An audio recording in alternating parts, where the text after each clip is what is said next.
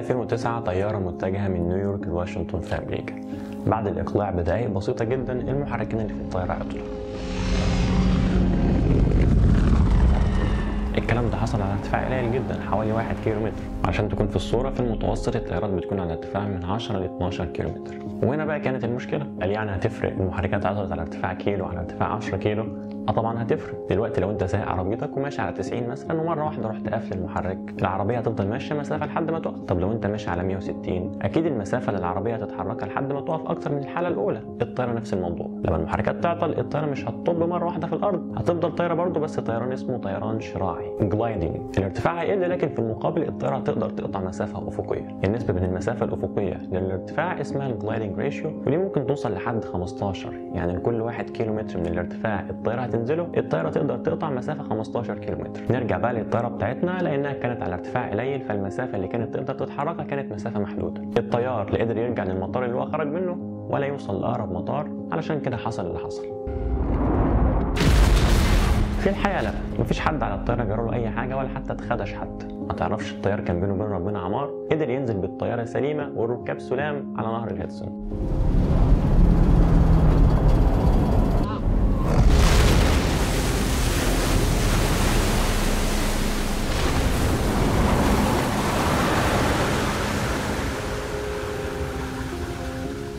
ده كان حدث استثنائي بالنسبه لحالات الهبوط على الميه، علشان كده سموا الحادثه دي معجزه الهدسون، ويمكن تكون شفت فيلم السولي اللي اتعمل عنها. ارجع بقى للسبب اللي عطل المحركات. شويه طيور دخلوا في المحرك. صدمات الطيور او البيرد سترايكس دي مش حاجه نادره، بتحصل كتير، بس ممكن تخدش لك الطياره، تبوظ لك محرك، انما تبوظ لك المحركين ده بقى اللي حاجه نادره. بس الحقيقه في سؤال مهم جدا، احنا قلنا ان الطياره بتطير على ارتفاع عالي من 10 ل 12 كيلو، دي حاجه مش قليله، فايه اللي هيطلع الطيور لفوق كده؟ بص يا سيدي، دي الكره الارضيه بتاعتنا وده الغلاف الجوي للارض. الغلاف الجوي ده واصل من سطح الارض لحد 700 كيلومتر تقريبا. الغلاف الجوي ده متقسم لطبقات، الطبقه الثانيه هي اللي تلزمنا واللي اسمها ستراتوسفير. الطبقه دي ممتده من ارتفاع 10 كيلو لحد 50 كيلو تقريبا. الطبقه دي الى حد ما مستقره بالنسبه لحركه الهواء والدوامات عن الطبقه اللي تحتها. الطبقه اللي تحتها دي بيحصل فيها الدوامات وبيحصل فيها كل ظاهر الطقس، سواء بقى رياح او امطار والكلام ده. علشان كده غالبا الطيارات بتكون في الطبقه اللي فوق الستراتوسفير، ومع ذلك كل ما بتطلع لفوق كل ما الهواء بيقل. الهواء قليل يعني الاكسجين قليل، وانت محتاج الاكسجين ده علشان يحصل احتراق للوقود في المحرك. وياما حصلت حوادث بالسبب ده، والطياره على ارتفاع عالي الاكسجين قليل فالمحركات بطلت، لما الطياره تنزل على ارتفاع قليل المحركات تشتغل تاني. علشان كده في معظم الطيارات بتكون في الجزء السفلي من الطبقه دي من 10 ل 12 كيلومتر تقريبا. نادر جدا انك تلاقي طيور في الارتفاع ده، علشان كده معظم البيرد سترايكس او صدمات الطيور بتحصل اما والطياره خارجه من المطار او والطياره راجعه المطار. ومع ذلك مفيش مانع انك تلاقي طاير شارد لفوق كده. اعلى ارتفاع تم تسجيله لصدمات الطيور كان 11 كيلو 300 متر، كان الوحش ده، بس ده ما حصلش غير مره واحده. انما تقريبا 74% من صدمات الطيور بتحصل عند المطارات، يا اما والطياره نازله المطار يا اما والطياره خارجه من المطار. ده خلى الجماعه بتوع المطارات يفكروا شويه، هو ايه اللي بيحبب الطيور في المطارات؟ وهل في حاجه نقدر نعملها نقلل المشكله دي؟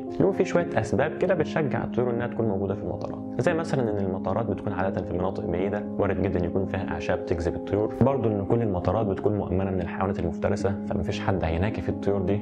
وكمان ممكن تلاقي ان المطارات جنبها مسطحات مائيه وشويه حاجات تانيين. لو قدرت تقضي على الاسباب دي تقدر الى حد ما تقلل من تواجد الطيور جنب المطارات. ايه الاجراءات اللي ممكن يعملوها بقى؟ ممكن يشيلوا الاعشاب او الاشجار اللي الطيور ممكن تعشش فيها، واوقات بيستخدموا طيور مدربه زي الصقر مثلا او كلاب مدربه انها تطفش الطيور دي. ممكن يستخدموا ميكروفونات ويطلعوا منها اصوات مشابهه لاصوات الحيوانات المفترسه بحيث انهم يطفشوا الطيور برضه. لو كل ده فشل ممكن يحاولوا يتكيفوا مع الطيور شويه، زي مثلا انهم يتابعوا نشاط الطيور ويشوفوا الطيور بتهمد امتى ويخلوا الرحلات في الوقت ده، او يتابعوا نشاط الطيور ويشوفوا هي موجوده فين ويوجهوا الرحلات من مدارك تانية. ومع ذلك كل الاجراءات دي مش بتمنع المشكله بس بتقللها. صدمات الطيور لسه بتحصل وبتحصل كتير، انا ما لقيتش احصائيه محدده لكن المؤكد انها بتحصل كتير. بس الخبر السار انها مش كل ما بتحصل هتبوظ لك محرك ولا هتوقع لك الطياره. الطيور ما بتمثلش خطوره غير لما تدخل في المحرك، وحتى في الحاله دي مش لازم تعطل المحرك، ده حتى اثناء تصنيع المحرك لازم يمر باختبارات، منها انهم بيدخلوا شويه طيور في المحرك ده يشوفوا هيستحمل ولا لا. يعني المحرك اصلا متصمم انه يستحمل صدمات الطيور، لكن المشكله بتكون خطيره لو طائر كبير او سرب من الطيور يدخل جوه المحرك، زي الحادثه اللي معانا في الفيديو. دخل في المحركات شويه وز كندي،